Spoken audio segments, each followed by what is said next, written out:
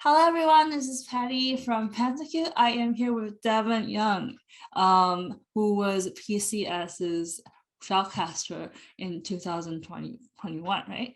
So how are you over there? I'm good. I know it's late for you. It's early for me. Time zones are crazy, but I'm happy to be here. Thank you for having me on. So I'm just curious, like how did you get into PCS, broadcasting for PCS? So it's funny. Sometimes you meet people in esports and then you don't see them for years, and then they reach out to you later and say, "Hey, we are looking for shoutcasters," and this is what happened. Will Hogue, who used to be a coach for Gambit Esports back when I was doing the EU LCS in I think 2015, 2016, reached out to me and said, "Hey, I'm working with Riot SEA right now. We need shoutcasters for the PCS for summer. Are you interested?" It was sort of a random circumstance, but Hmm. I was looking for work. I was interested in doing some League of Legends, and the PCS is an exciting region, so I said yes. So how do you think about PCS after actually working there? You guys work online, right? You don't really get to like be in like there is no actually stadium for shoutcasting, right? So how was your experience working there? It was nice for being as lean and Oh, online as it was. yeah, yeah. It was a very laid back process because it was so late at night for Pacific time. I had to completely flip my sleep schedule upside down. So I was 1 a.m. till 8 a.m. It kind of reminded me of doing the LPL back when I started. Yeah. And yeah, it was very fun. We had a couple of producers, a couple of casters that rotated. It was me, Clement, and Nightstar, who was also a newer caster. Oh, And we basically, it was just us hosting, and then of course for the finals we had Jenny Rarichu doing the interviews. And it kind of felt a little bit like a startup stream, like unofficial at first, but they had very very good production value.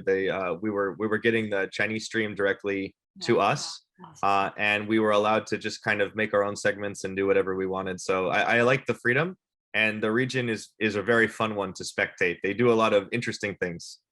Can you tell us some more about PCS, what they do, and what teams did you like paid special interest in when you were doing the region broadcast? That we can't Ooh. really see that at Worlds or like internationally, right? Because it's kind of a small region.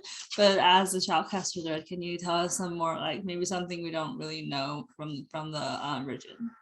Yeah, so the PCS, of course, is a region that's made up of lots of different countries and stuff in the Southeast Asia region. Mhm. And it was really, really cool to see some of the teams from the smaller countries.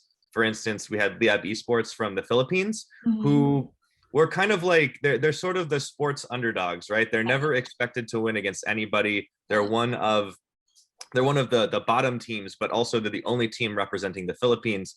So they have a very passionate fan base, and you see it in the English stream.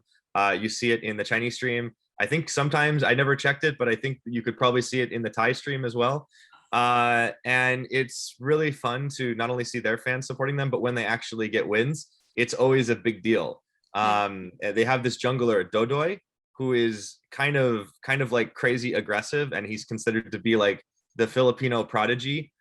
So seeing like a couple of different countries like only having like one representative, but when they actually get a win, everyone just goes crazy. It's really fun. Maybe Um, we get to see him next time at I mean, I Worlds. would hope so. If they could make Yeah. worlds, that'd be great. Everyone's talking about like, oh, maybe they can make worlds. Uh, Maybe they can. But apart from teams like Liab, I think I of course really love watching PSG. They're just so dominant yeah. domestically, Yeah. and the fact that Beyond Gaming were able to challenge them in the playoffs as Mm. hard as they did, seeing how close the region at the top couple of teams started to coalesce was really cool.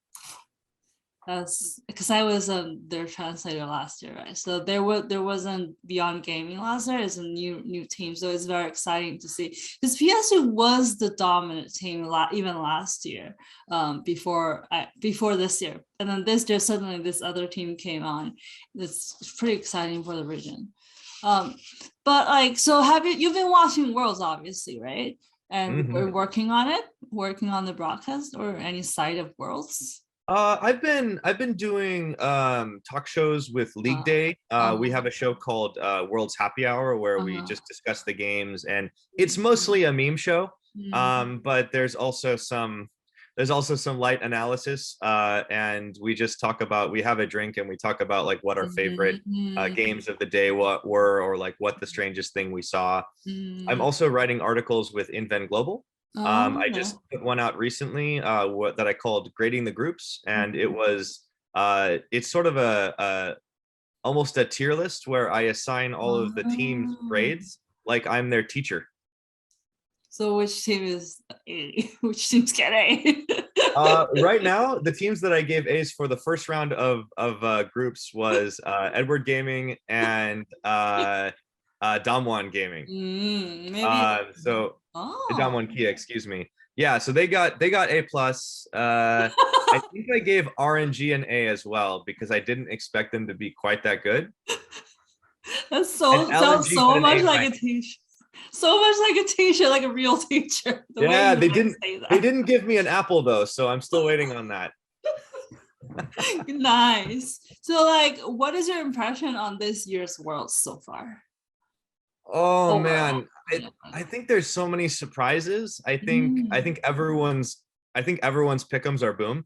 Um, there's positive surprises and negative surprises, right? Like, so I think FPX not making it out of groups was like the biggest shocker to me. I know, Mm. sad for the LPL fans, but the good news is the other teams from the LPL are all really really good. I think LNG are even stronger than I thought they were. I think RNG are stronger than I thought they were. I think EDG not losing to play-ins teams, or wildcard teams is really good. Um, and also just how far apart it seems the East and West are at this point, right? I mean, if you talk about the LPL and the LCK, Mm. North American teams started to look a bit better in this week, Yeah. but the European teams have looked weaker than I thought they were going to be. So I think that's a big surprise for me. But because it's best of ones and because teams are having such surprising results, I think any game can go any way, and it makes this year's Worlds that much more exciting because it doesn't matter what it looks like on paper. I think Yeah. the results can be surprising, as we've seen. So, which game specifically that you saw so far gave you the most impressive kind of image that lasted in your mind, if you have to recall one? I think I think I have to go back to the plans when Detonation Focus Me beat Cloud9 in the Oh. tiebreakers. And that was because that was such a big moment. I actually interviewed the LJL English casters, Nymera and Initialize, who are actually brothers from the UK. Oh. And they were telling me how it's so monumental because the LJL has never made it into the group stages Yeah, at yeah. Worlds. And it just showed how strong not only that team and the players that they've assembled are, but also that they can pull out some unconventional strategies and make and other teams that aren't necessarily paying them attention Yeah. can get surprised by them. And even though they go out in the group stages, I think like that was just kind of the first of many positive surprises for me. Yeah, I mean, like interviewed Eli like the other day, and he was like, "Oh, we just opened a new door for our entire region," and he feels very proud of that. But now he said, "Now we have another new door to open right Get to the next to it." quarterfinals next time. Yeah, but Yes. yeah. Well, if he keeps getting to play Urgot, I think that's a possibility. Good. So let's talk a little bit about PCS, like the region, how it performed at Worlds. Because like if we don't talk about Beyond Gaming, just talk about PSG, like we kind of expect them to perform better. So what do you think happened? Is it the region's problem or the team's problem? I think it might be a little bit of both. I mean, Mm. historically, back when it was the LMS and now it's the PCS, you always had this problem. It was the same with the Flash Wolves, where you have a team that's so dominant for so long and Yeah. they get used to playing a certain way, and then they go to Worlds and they're no longer, it's no longer the biggest fish in the small pond. Now you're in Yeah, the yeah, ocean, yeah. and you have to adjust your playstyle because the skill level is so much higher. Hmm. um I think, when you look at players like Maple, that shouldn't necessarily affect him too much because he's so Hmm. used to that. Yeah. um I think what surprised me about PSG specifically is that they played a little bit scared. I think it was almost the opposite of normal years where they thought maybe they could come in and play dominant, but got surprised. Instead, I think they sort of played almost like they were too afraid of some of the other teams. Hmm. Uh, the pick and ban was a little too conservative for me. Unified picked a lot of comfort champions. Jin especially was like a big comfort pick, but it didn't really do enough compared to some other things. So maybe the drafting was just a little bit sus there from the coaching staff, and maybe they got a little scared of the other teams. Hmm. But looking at players like River, like Unified, I was kind of surprised at how little impact they had on the game, Hmm. especially from Unified, because he was the MVP for summer. Hmm. And I was really excited to see him finally get to play at Worlds with the team all together. But it seemed like he wasn't quite the same player. On the other side, Hanabi looked a lot better than I was expecting because Hanabi Worlds buff is a thing that I forgot about. And Maple was really good, but it just seemed like the team didn't go as five and play as lane dominant as we see them in the PCS. Hmm. Uh, and I think that's one of the reasons they weren't able to win as many of those games. When they lost against Hanwha Life earlier yesterday, Hmm. I think that was sort of like the nail in the coffin. I thought, okay, you have to beat this team because you're probably not going to beat RNG at your current form. Yeah. So I think the team played with a little less confidence. And I think the drafting was a little too conservative. Those two things specifically for PSG. The Okay. rest of the region, yeah, I mean, we don't talk about Beyond Gaming. Yeah. Hopefully, Doggo is with the PCS next year, but maybe he'll get another team. I don't know. Yeah, on Doggo, like people are saying sarcastically that PSG is gonna perform better if they have Doggo. So what is your perspective? Because like people are laughing at them now and they're like, if it's Doggo, it's not gonna be like this, like I don't know, what Yeah, do you think? I mean, Doggo worked really well with PSG at MSI, so Yeah. it's almost hard to argue. I think Unified really underperformed, and that's definitely a surprise. Mm, I think Doggo is a much more aggressive player, and mm, he's kind of like an Uzi or a double lift, where he wants to go in, he wants to flash under tower, and he wants to Draven Q you.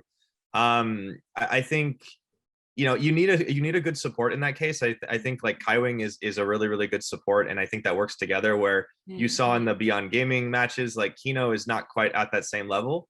So you could argue that yeah, Doggo could fit in on that roster probably just as well, but it's also the case that Doggo could probably fit in on almost any roster that wants to play really aggressively, as long as he has a good support to back him up.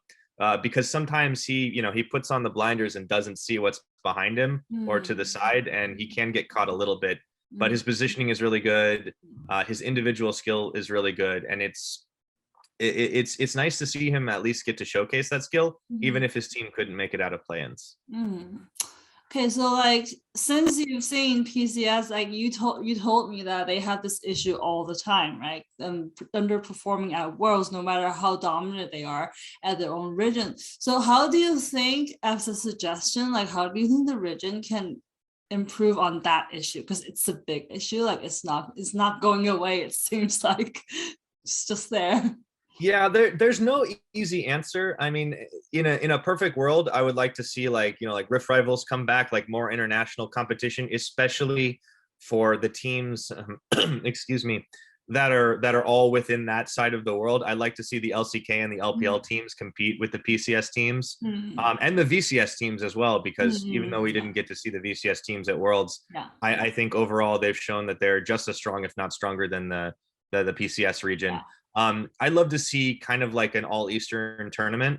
That would be up to Riot, that would be up to Tencent, and some of the other big names in that part of the world. But barring that, excuse me, I don't know how much scrims happen across a lot of those regions. I know that the teams have access to Mm, each other's coaching staff, and they can talk to each other about getting scrims together and things. For the Mhm. PCS region, I think maybe even like boot camping a little bit would be really helpful for them. I know that's kind of like an old strategy, but they're not so far from the LPL, from the LCK. I think like spending some time in between seasons doing a little bit of that would be helpful. The PCS season was very short in the summer. I think it was actually shortened due to delay from COVID-19, but they if they keep that type of schedule, it would give them more time to maybe boot camp in other regions and try to get stronger. And I don't just mean PSG. I think I'd like to see the other teams do it as well. It's just a matter of if those teams have the funding to make that happen. And some of those things depend on outside factors. So there's no short the TLDR is there's no easy answer, but they need to get more international exposure. And I think one way to do that is more events and maybe boot camping in some of these other regions. So you were a caster for EU Masters before, right? And because I think EU has a really good base in this Master League, so you get a lot of new talents from them. And then, so do you think maybe PCS can do something similar to like build up its player pool, or like if you want to compare the two different regions, how would you say how different or how similar, or is there anything similar or suggestions that can be made? That's an interesting question. Yeah, I actually don't know in terms of the PCS region player base. I don't know how its size compares to what we have for EU, especially at the lower level, at the like EU Masters level. Yeah. But that's an interesting idea. I wouldn't mind like a secondary PCS league, a farm league. Again, it has to be, there has to be enough interest, and that's probably the type of thing where it's only going to be broadcast in it's going to only be broadcast in like local languages as well. It could be done, but I think it's kind of risky. If there's not enough interest, it wouldn't last very long, right? Yeah, exactly. Okay, let's see.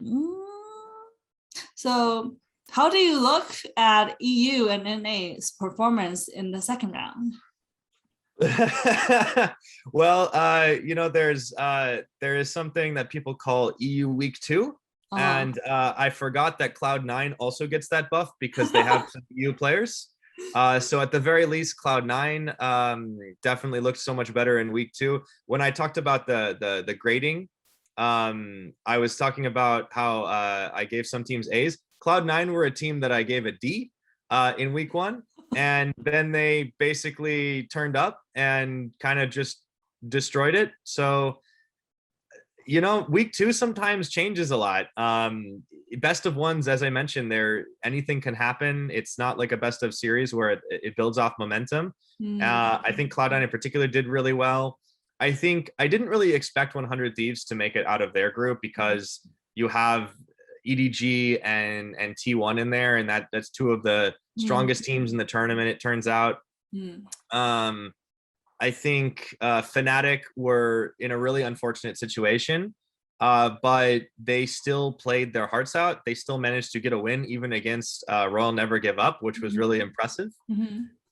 So EU Week 2 is definitely still a thing. It maybe isn't enough for teams to all make it out, but I think there's some positive momentum for Mad Lions going into this next one. And I think as right now, they actually just won the game against Liquid. So that's really good. So maybe they can beat LNG. I don't know.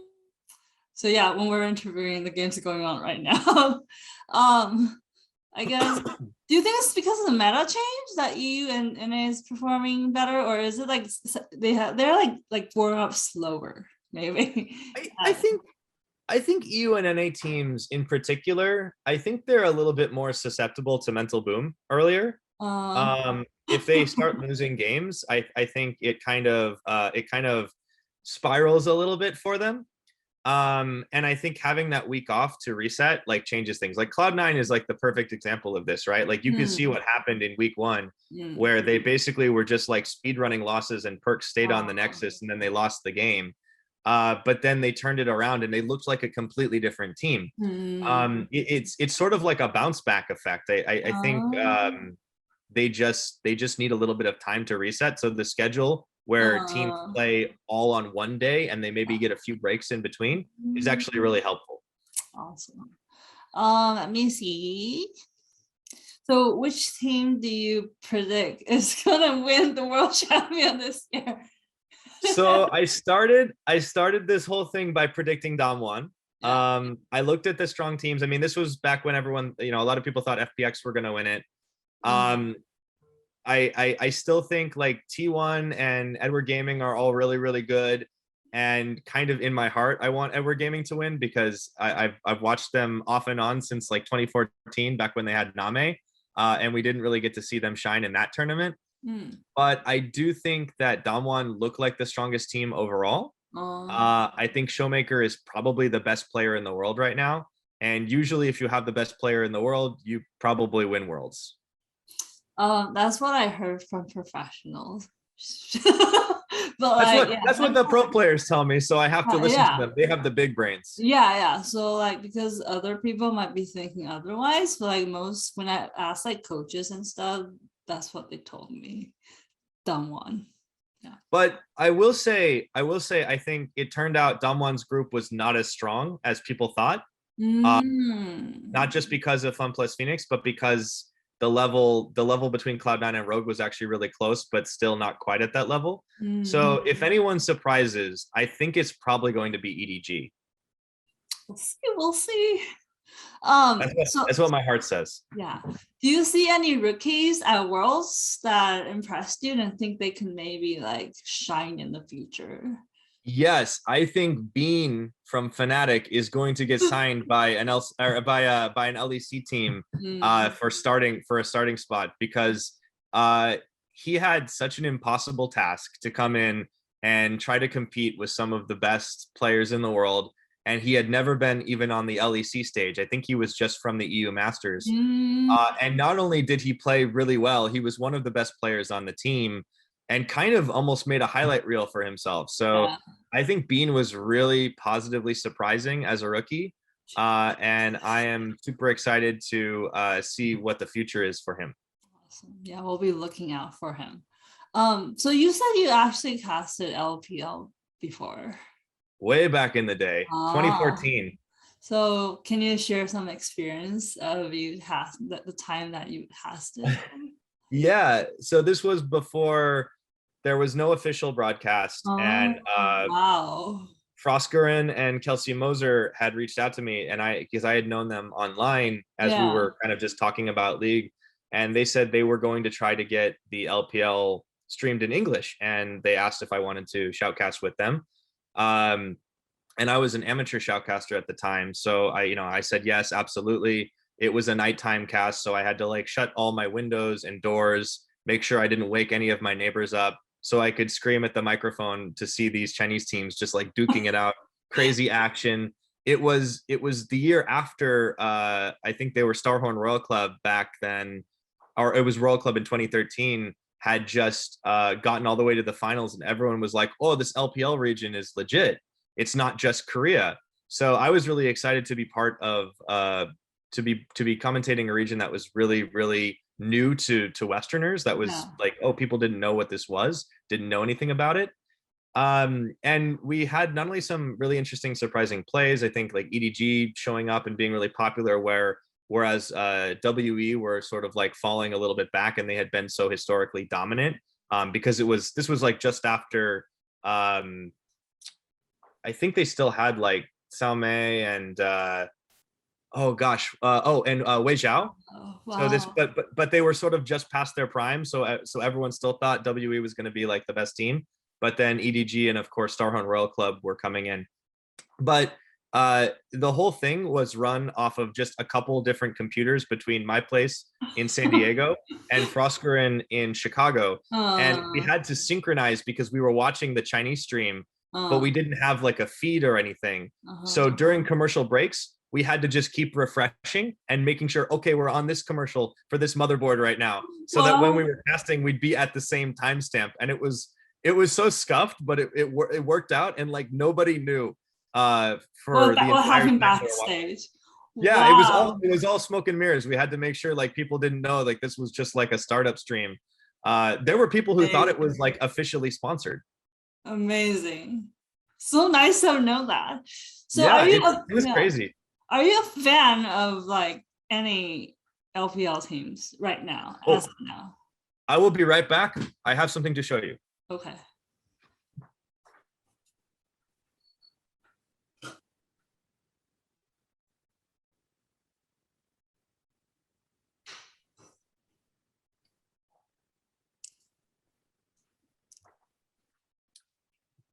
So yes, I am definitely a fan of an LPL team. So I am cheering for EDG for the rest of Worlds. Now that PSG is out, I hope everybody can take it all the way. They looked very impressive this year, and I think EDG.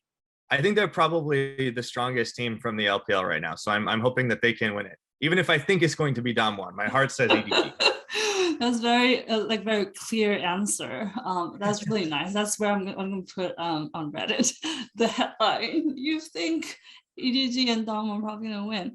Please put it up there. I want everybody to know. I'll proclaim it. Awesome.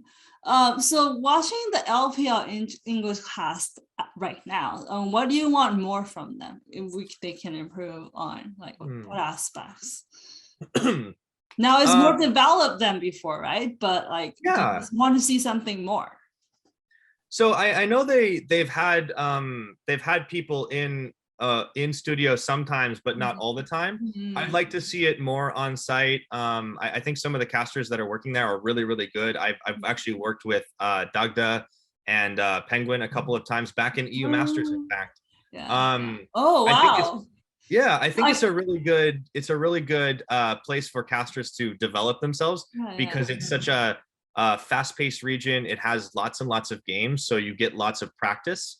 What would I like to see more of? I think maybe more like what the LEC does with like a lot of analysis desk breakdowns. Obviously, they can't do as much in for the English broadcast as they can on the Chinese broadcast because they have to sort of I don't want to say piggyback, but they sort of have they don't have all the same resources. So I'd like to see maybe a little bit more of that, maybe like a nicer, like more dedicated set for the English broadcast, and always having people on site. Obviously, whenever it's safe to do so, it's not always possible. But you know, if we're asking for like what would be like the nice things that put it just over the edge, things like that. Hopefully the COVID thing is gonna be over in a couple of years and we can all do yes, please. Let's get back to normal, right? Hopefully. Okay, thank you so much for your time with us. Do you have anything else you want to say? Anything else to the audience? I guess just thank you so much for having me on. And I hope you all enjoy the rest of Worlds. And EDG, 加油! 加油! Oh, do you want to say some Mandarin? That is mostly the extent of it, but I can say for everybody who watched, thank you very much. 谢谢. Thank you so much. Bye-bye. Bye.